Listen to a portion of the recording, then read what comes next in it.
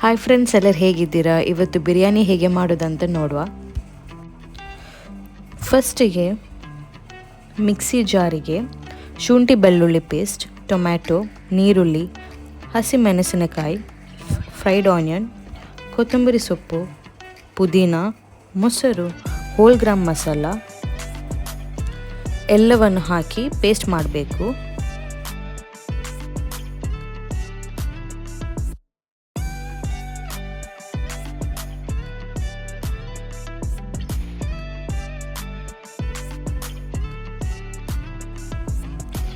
ನಂತರ ಒಂದು ಪಾತ್ರೆಯಲ್ಲಿ ಅನ್ನ ಮಾಡಲು ನೀರು ಬಿಸಿ ಮಾಡಿಕೊಳ್ಬೇಕು.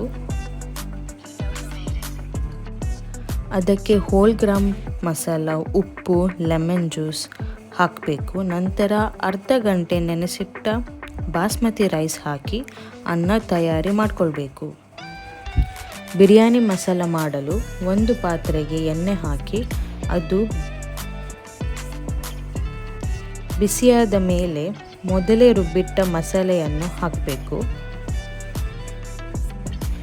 ಅದಕ್ಕೆ ಉಪ್ಪು ಮತ್ತು ಅರಿಶಿನ ಹುಡಿ ಹಾಕಬೇಕು.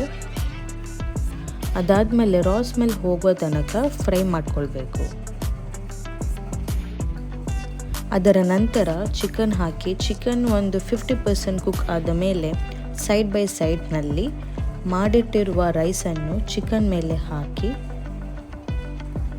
ಅದರ ಮೇಲೆ ಫ್ರೈಡ್ ಆನಿಯನ್ಸ್, ಕ್ಯಾಶ್ಯೂ ನಟ್, ರೇಸಿನ್ಸ್, ಕೊತ್ತಂಬರಿ ಸೊಪ್ಪು, ಪುದೀನ ಹಾಕಿ ಇಡಬೇಕು. ಅದರ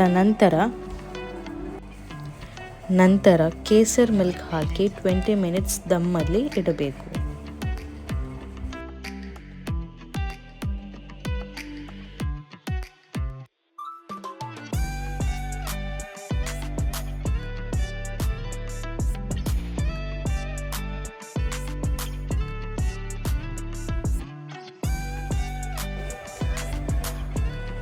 ಟ್ವೆಂಟಿ ಮಿನಿಟ್ಸ್ ದಮ್ನಲ್ಲಿ ಇಡಬೇಕು.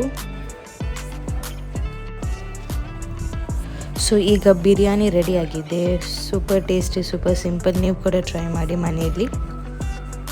ಹಾಗೂ ನಿಮ್ಮ ಫ್ರೆಂಡ್ಸ್ ಆ್ಯಂಡ್ ಫ್ಯಾಮಿಲಿಗೆ ಈ ವಿಡಿಯೋನ ಶೇರ್ ಮಾಡಿ. Thank you.